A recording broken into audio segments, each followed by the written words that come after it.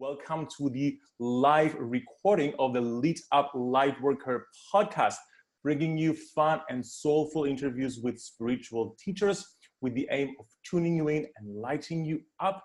And I can see you all coming in. Hello, Veronica. Hello, Lucy. Hello, Kirti. Hello, Kelsey. Hello, Suzanne. Great to have you guys here. And without further ado, let's bring on Rebecca Campbell. Hello, Rebecca. How are you? Hey, George. Hi, everyone. So nice to be here with you all. It's so excited to have you here. Now, let me start this officially. Rebecca Campbell is a writer, devotional teacher, and best-selling Hay House author of Light is a New Black, Rise Sister Rise, and the Work Your Light Oracle, and the creator of the Rise Sister Rise Sisterhood membership. Rebecca teaches internationally, encouraging people to spend more time with their soul. Rebecca experienced her first awakening as a young teenager and has been studying the intuitive mystic arts ever since. Through her work, she guides us to connect to the inner temple within and to turn our soul's whispers into grounded action. Rebecca's work draws upon ancient lineages such as Mother God, Bhakti, shamanism, and priestess paths. Her work is activating and initiatory.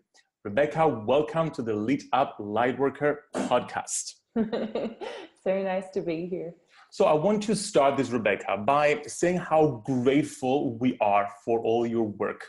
The book Light is a New Black has brought light workers together in such a powerful way, helping us to reconnect to our souls and motivating us to taking action. And Rise Sister Rise, which I'm reading right now and I've just almost finished, has allowed us all to establish a deeper connection with the divine feminine. And as you said many times as well, and I second that as well, it's both for men and women. It's allowed me to really journey back to all the lifetimes that I've suppressed my divine feminine side and find a way to heal those lifetimes just so I can embrace my divine feminine more fully in this lifetime. And of course, the Work Your Light Oracle card deck, which we're talking about today. So I want to, before we dive into the deck, because we're gonna get deep into it, I want to start with establishing some foundations just so we're all on the same page. So in your book, Light is a New Black, you talked about the term light worker, which has been around for years, but you created a new take on it. Could you give us a definition of the term light worker and what light workers are, in your opinion, from your perspective? I see a light worker as anyone who wants to be in alignment with their spirit and the spirit of the entire universe. You could say that being a light worker is someone who feels the call to be of service, but really anyone who surrenders to the mysterious force of the universe is a light worker. You don't have to have this like big lofty, I'm here to change things to be a light worker. It's just, you don't have to be a spiritual teacher to be a light worker or an artist or a coach.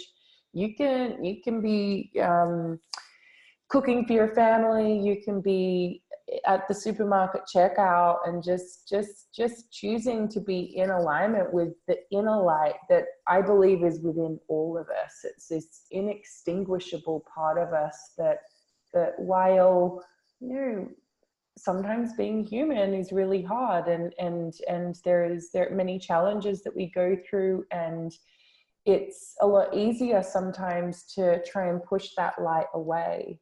But in my experience, it's the rock bottoms, it's the darkest moments that we all go through. No one's immune to not going through it.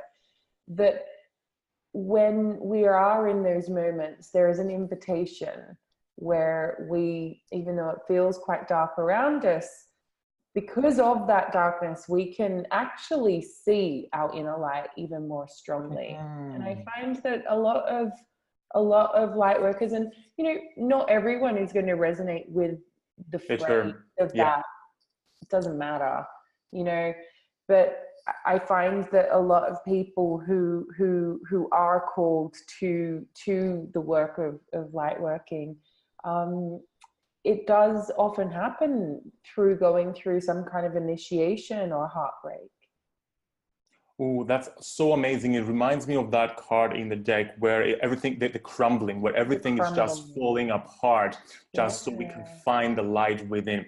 And I like that you're talking about light workers in a very unifying way, because we talk about light working in the spiritual community and we feel like to be a light worker, you need to stress a certain way and just recite mantras and just be in a certain spiritual kind of persona.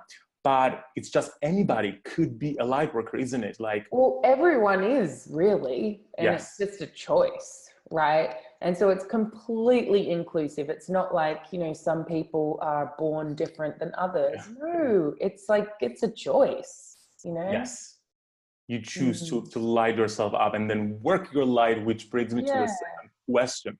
So in my community, in your spiritual toolkit, it's all about bringing together tools that get our light working. And I'm curious about how you define working our light. Some people see it as meditating and visualizing and seeing the world healing in a certain way as being part of light work. Others see it as doing this work, meditation, visualization, is nurturing the light and then taking action, like creating projects and writing books and getting out there and doing some work is the actual work. What is the work? Is it both work? It's both. It's both. You know, I think that first of all, there's the work your light concept, which is like, you know, showing up and doing the work. It's like the difference between just kind of talking the talk and actually embodying what we speak about, you know. And like I said before, no matter who we are, we go through highs and lows, right? And it's when we go through our lows that we need the practice the most. And so that is what working your light is. But then another expression of it is a career. For some people, they're called to that. Not everyone. You know, there's no better or worse job, right? It doesn't matter if you're if you write books versus if you're just literally meditating in your home and anchoring light on the planet there. One is not better and worse. In my experience, what happens when we, you know, it's a phrase, work light, which might be meditating, which might be walking in nature, which might be journaling. Essentially, it's spending some time with your soul.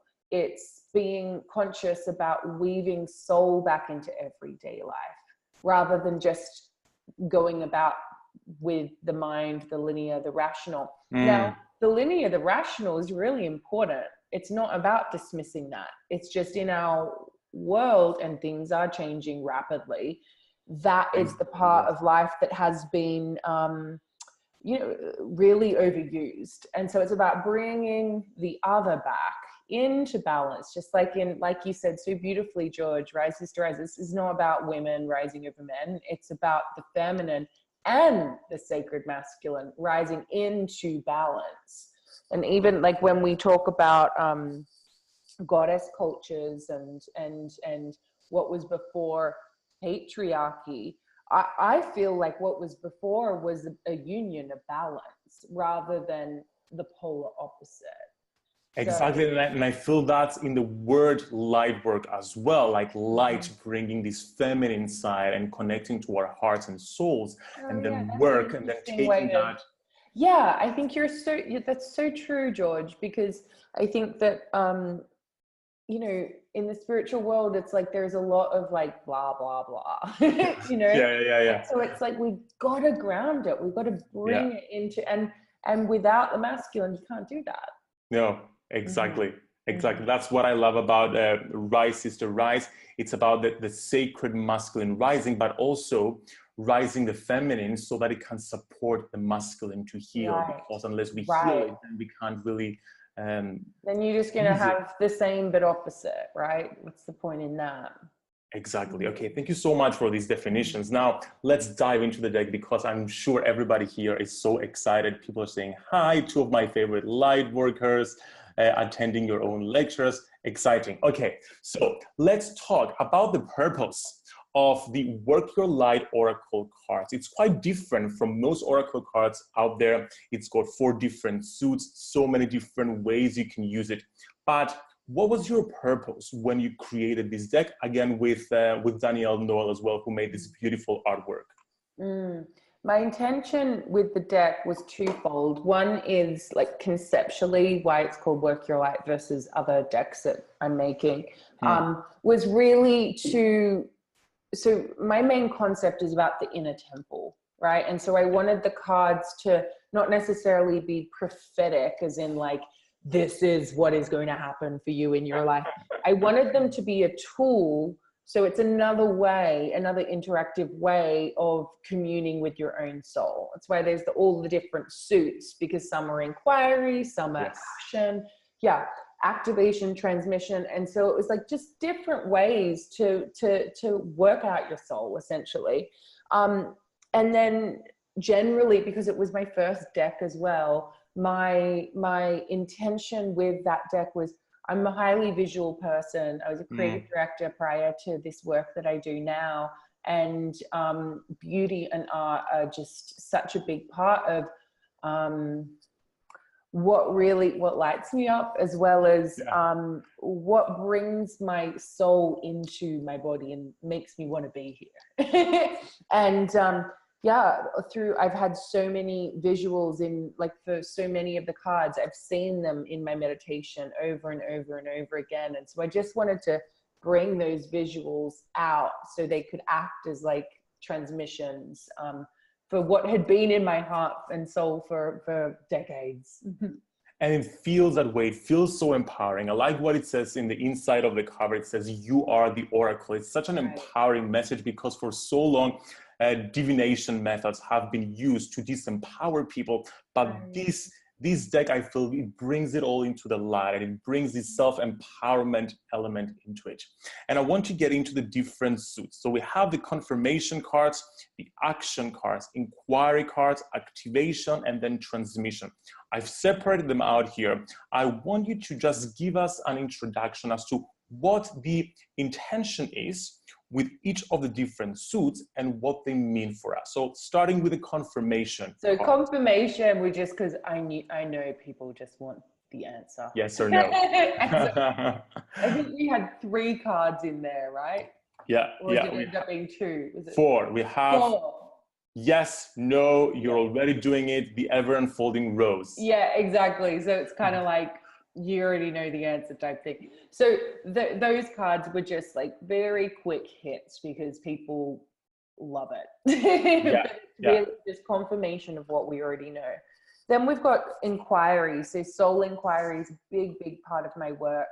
The more we speak with our own soul, the louder the voice gets. It may start as like the teeniest, tiniest whisper, but the more and more and more time we speak with it, the more loud the answer gets and the clearer it gets. So if you can maybe show one of the cards up there, George. So as you can see with the answering the call card, the inquiry is, what is your soul calling you to do? Oh so my God, you memorized that. I know all of them. Yeah. But so that's a classic question, which I anyone who's been to my workshops, and align your life, what's no longer in alignment with who you're being called to be. So you can see all of the inquiries. So this mirror. Mirror is a good one. So this is the inquiry suit. Then the next suit is the action suit, right? Yeah, so the action suit is really, it's like kind of like giving you a little bit of a push, really. So so it's like the baby step. So it's like, what is it that you can do? What's something you can step towards here? Because when we receive our intuition, it's like if we don't act on it is pointless, right? So yeah, the that one there, the get grounded card, or inner temple, that's a perfect one. Oh, the inner temple, yes. Yeah, I love it. that's a perfect one. So the inner temple, devotion, tune into the portal of your heart. So yeah, very clear. Then we've got, is activation next? Indeed. So activation. So this is a great example. So this particular card, I've had this visual in my heart for so long. And yeah, so it's like, this is really an activation of energy. So the awakening process, most people, well, some people are like, oh, it's so great to awaken.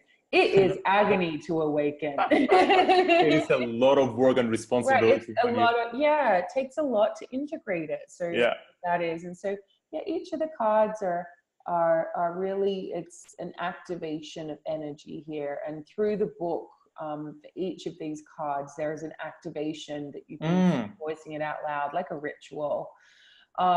Yeah, and so then the final one is the transmission. Is transmission. So this is similar to activation, but different. So transmission being, it's like there's an energy coming towards you. Activation being, it's already in you, it's being activated. So, and this could be a transmission from a soul memory, for example. It's not necessarily like, I don't think anything is outside of our soul, right? So I want to be clear with that. But yeah, these are probably the more out there cards because it's like, it's about transmitting an energy onto Earth. Because it's Pleiades, Lemuria, Kasha, and Intagan. So we're channeling and we are activating the energy, I guess, of those vibrational places. Right. Okay, wonderful. So I want us to do something really fun right now. I've chosen my favorite cards from the 5 suits. And is it okay with you if I go through my favorite cards and have a discussion about them? Sure. And the first one from the confirmation suit, what I love is the ever unfolding rose, because I've seen you talk on stage many times, Rebecca, and I always have this image of you, of this peony that keeps opening and opening and opening and opening. You use that metaphor many times as a heart opening. So what is that ever unfolding rose mean to you? And it says here, cracked open, it's happening for you, not to you.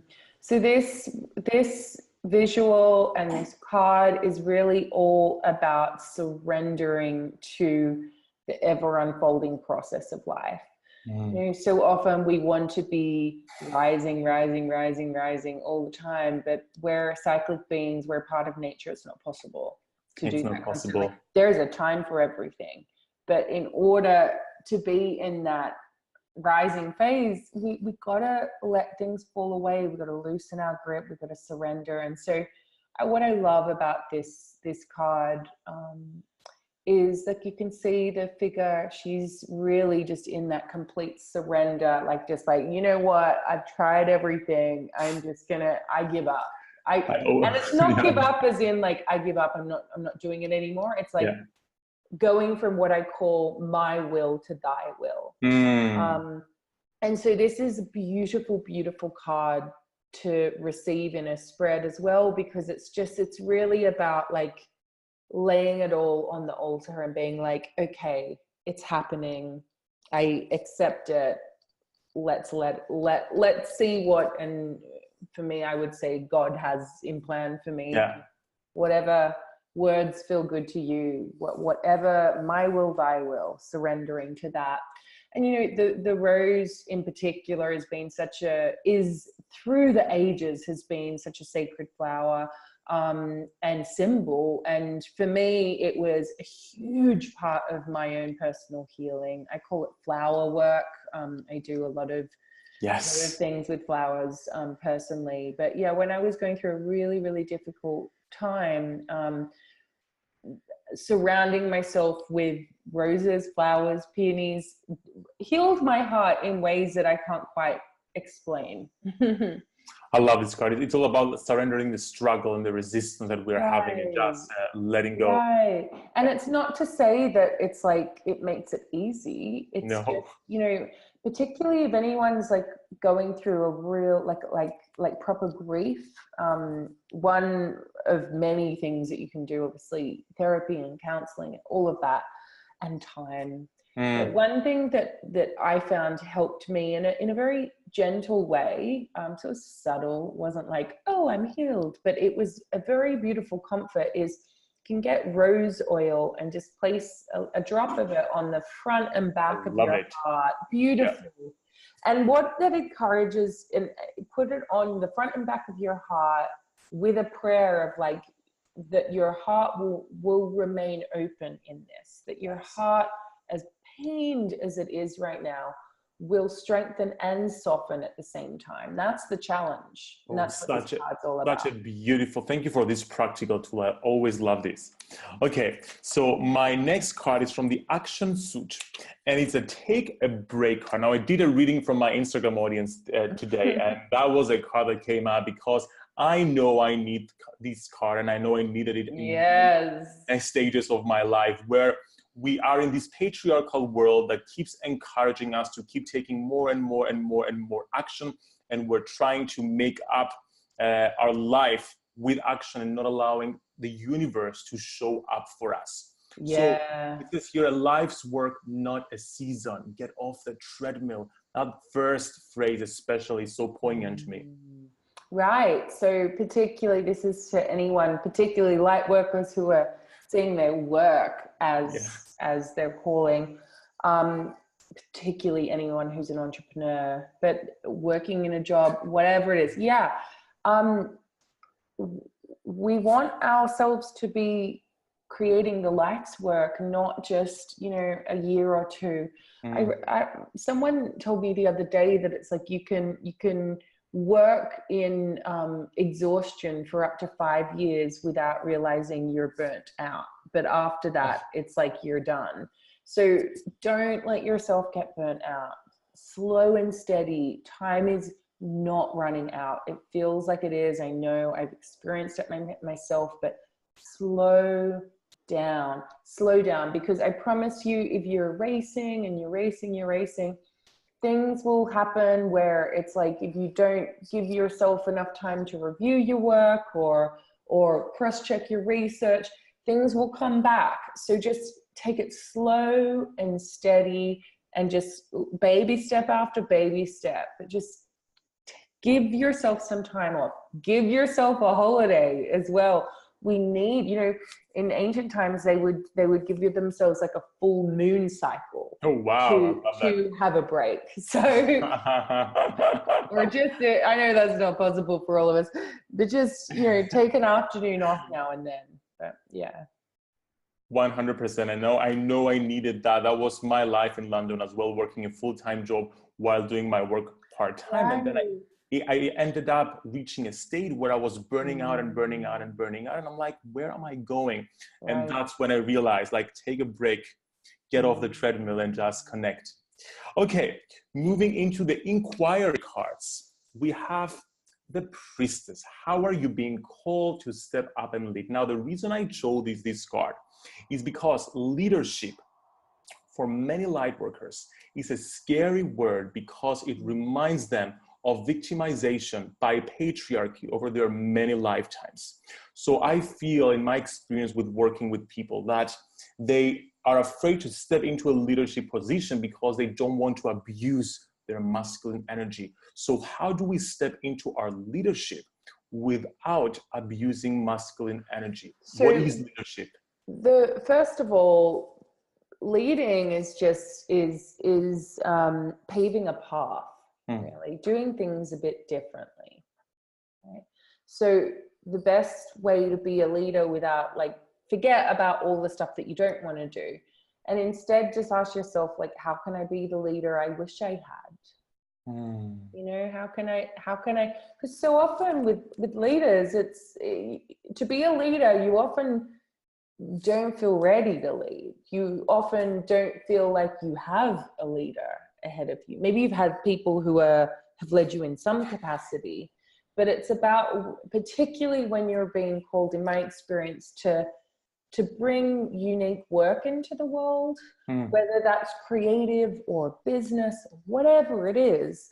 It's like you can follow the models that exist, but we know that the times we're living in are about the crumbling of models that exist and bringing in and birthing a new age. And so it's like, how can I be the leader that I wish I had? Like, and this is a really important question, particularly if anyone is finding themselves looking at what's in the marketplace or in wherever it is, and you're judging it, and or you're judging the person, and you're like, oh my gosh, they're so fake, or they're so blah, blah, blah, or this is really shit.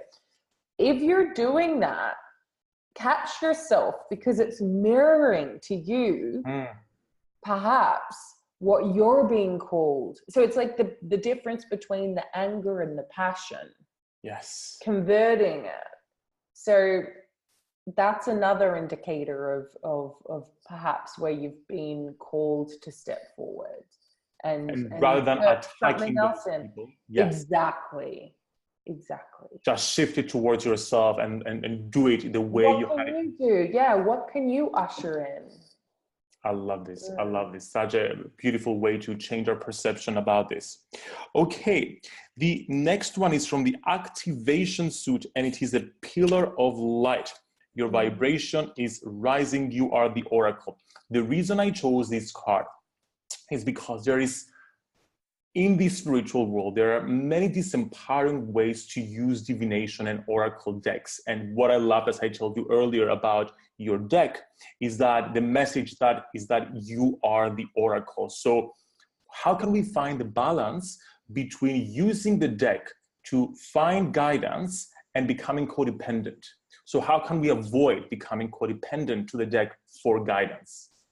So first of all, never ask the same question twice. Okay, I know I'm guilty for this. Right, yeah. You can always say, give me more information. Yeah. Give me more information, but don't question. I mean, if you pull a card and it's not right, that's your intuition talking to yourself. Doesn't mean the cards are right. You're right. Let them mirror back to you what is true. Right?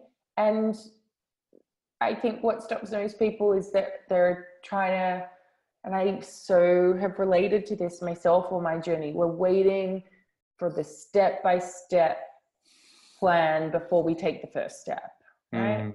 Even I had an experience just recently, because sometimes when you want guidance, doesn't mean you'll always receive it in that moment, and particularly not in the time frame and not in the way that you want to receive it. Or maybe you're receiving guidance, but you're not ready to act on it. That's all fine. No judgment there. I had something recently where for about a year, I was praying and praying and praying for guidance and asking for guidance on where I should live. And I was receiving some bits of guidance, but it was abstract. But there was no clear answer as in this is, and I knew this, but it tested me again. So I knew it very well, that when you don't receive clear guidance, it doesn't mean that it's not guidance. So in my experience, it was wait, the time's not right. Wait, until it is. Yes. You know, the moment it was, everything opened up. Literally within 24 hours, we had bought a house in a completely different town than we had planned. After a year of like, impatience. Where? So, I think don't put yourself under such pressure to like have it clear all the time. And I like to look at it like this card deck is a way to commune with your soul. There are many different ways in, but it's to commune with your wisdom. It's not to kind of like go, tell me what to do, even though we really want that in the moment. I get it. but it's about spending time with your soul so that when the guidance is there, and you can also like feel into the feelings that you've got, and we all feel the niggles constantly, and we wish that they weren't there. But when we nurture that relationship, we hear it quicker and clearer, and we can avoid, you know, wasting time and unnecessary heartbreak, right? And just trust that the universe is readying the guidance to come through in a way, rather than expecting the universe to show up right now because we want to. Exactly. This controlling nature that we all have. Okay, so I'm curious, Rebecca, because we have 5 different suits here. Can people use them separately if they wanted to? Yeah, absolutely they can. That's a great idea. I've not heard of that, but totally. Yeah, I was thinking, that would make sense. Yeah, so the last one, the transmission, which I haven't picked a card because I love all of them. I was thinking, like, since they're a transmission, could they be used as a way to transmit energy on our physical bodies in a way? Oh, absolutely. So if you look in the guidebook, each of the cards have like a voiced transmission, and yeah, you can put it on your body. I think I said in the guidebook to put it on the heart. I think some of them have a couple of different body places, but absolutely. Yeah. And I love your idea of using them as I've used the inquiries on their own, but it's a great idea depending on how you're feeling, what you feel like you need. Yeah, like let's say, for example, I want a yes or no answer. That would be like, okay, confirmation cards. Great idea, George. That's such a great idea. Yeah, perfect. Let's see. Okay, wonderful. Now, I have my final question to you, which is, how do you hope this deck changes people's spirituality and the world? What is your hope that this deck would do to the world, in the world? Well, to be honest, I hope that it just holds a frequency that has beauty and makes people feel seen. That's my wish. That's absolutely beautiful, especially the beauty part. I love it because I feel that beauty is like a doorway to the soul sometimes. It really is. It really is. When we take the time to just really look around us and really see, we see how beautiful every single detail in the world is, even though it may be the most mundane thing. Right. It's true. Rebecca, thank you so much for showing up today here. Thank you so much for creating all these beautiful products and books and the card deck. We loved having you here. I loved having you here and chatting about the Work Your Life Oracle deck. Everybody watching live, I'm gonna post in the show notes and in the comments links where you can buy Rebecca's Work Your Light Oracle deck, as well as there is an activation. Rebecca, is that right, when people get the deck and add the receipt number in your website? What is it's like the Oracle activation. So it activates your Oracle card. So it's like a ritual. Yeah, it's like a 1-hour session. I love it. I'll post all the links there. Rebecca, thank you so much for joining us. George, thanks for having me. I think you're doing such great things. Thank you so much. And I wish you the most beautiful rest of your week. Yay. See you, doll. Bye-bye.